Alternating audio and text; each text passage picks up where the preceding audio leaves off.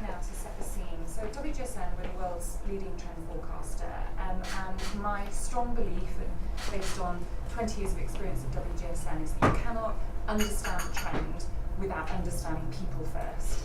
And there was a day, not so long ago, especially in the fashion industry, where an amazing creative director could sit in their ivory tower and say, this is the bag, and consumers would come running.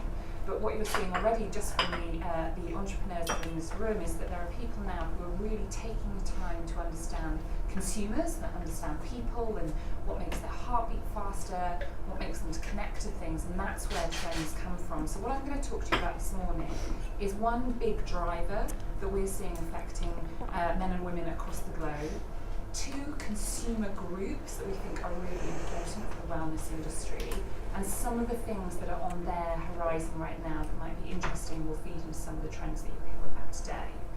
So the driver that I want to touch upon is the 5G network, which is already beginning to roll out in North America at the moment, and in the next couple of years you will see that across the globe. Now, obviously, if we've got 5G, technology can move that much faster. So that's one side of it, and it is an important side.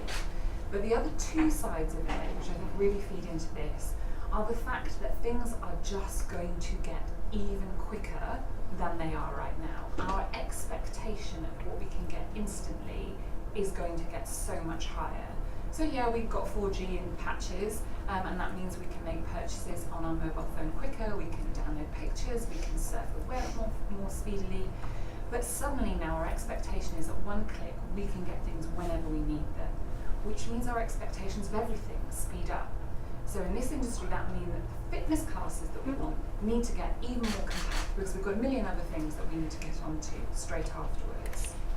But the other impact is what it's going to do to our emotional and mental health. Now, what we have seen in the last, I would say, 24 months is a much more open and honest discussion about mental health. And actually, social media, which I do believe has caused some of those issues, is also coming in as a solution as we are prepared to talk more openly about that.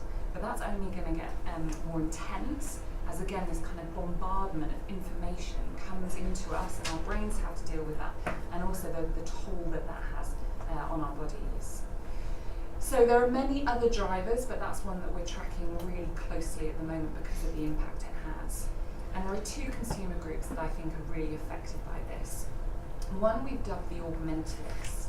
So this is a millennial, and I don't like obsessing about millennials too much. I think they're a consumer group that have been talked about and studied ad nauseum, but we really see the augmentalist sitting in this kind of 30-something age bracket. And she has grown up with technology and uses it to harness and improve her lifestyle. She's not a techie geek, so if you give her a printer cartridge, she probably can't fit it in a printer. But she absolutely has one of these, or a lovely Bella Beat somewhere on her body, and she's used to using that. And her expectation of what technology can do for her health and wellness is going to improve. And what's fascinating is the technology that's already out there, but we're not yet seeing coming into this industry.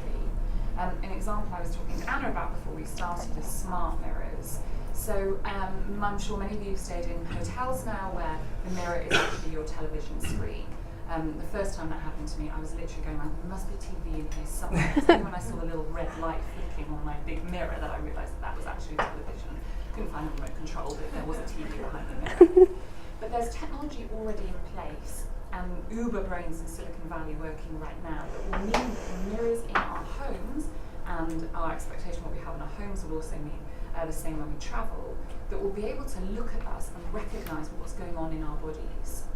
So the horrifying thought is that you might get up in the morning and your mirror tell you, you know what, I think you should give the chocolate at lunchtime a break today, or maybe you need an extra dose of retinol on your skin before you go to sleep tonight.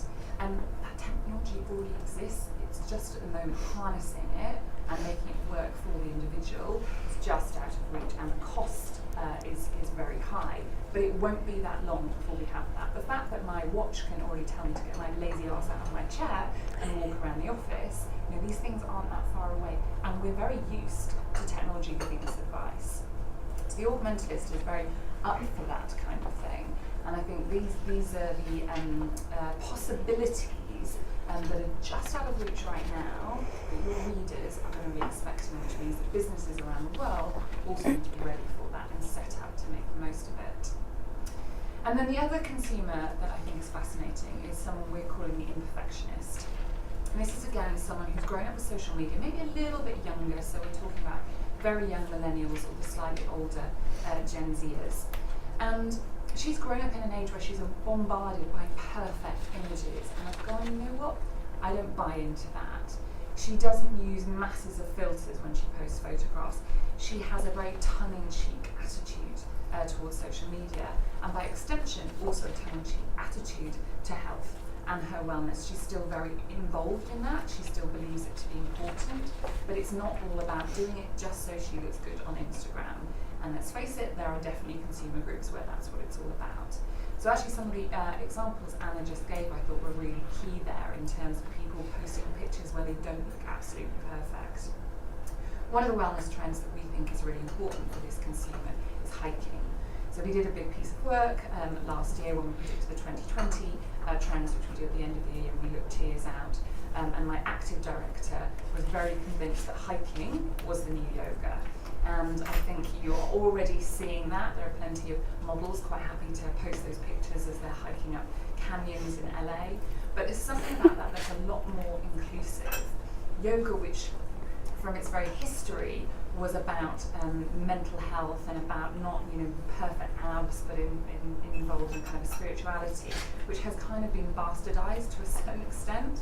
And we're at a stage now where it is, you've got to look perfect and you've got to have the, matching crop top and the matching leggings. And this consumer's gone, you know what? I like the idea of it, but I don't want that. I want to be able to enjoy myself. Hiking is a much more inclusive exercise. It's something you can do with your friends. You don't have to have the kit, although let's face it, there are some very savvy fitness brands out there who have already worked out this is another whole wardrobe that consumers could buy into. But what we're also seeing with this person is that she's really got into this dance rave music, which is moving from LA at the moment. So there are some amazing gyms in LA and some amazing individuals who have created these crazy cool dance classes, and if any of you want to see some videos of some of my team experiencing that out in LA, just let me know. But it's about having fun. It's about getting hot and sweaty and your mascara running, coming out of there feeling absolutely awesome, the endorphins moving, but you haven't done it in a way where everything is perfect and you look beautiful and the Instagram snap at the end is perfect. In fact, there might be an Instagram snap at the end where you're probably going to look a bit gross, but you'll feel phenomenal because of it. So as you hear from the other experts this morning, bear in mind those 2 consumer groups. There are others, but I think these are 2 that brands certainly need to be aware of, and I think for you and your readers writing about them, I'm sure many of them will be able to spot just a small part of themselves in those 2 consumer groups. Thank you very much.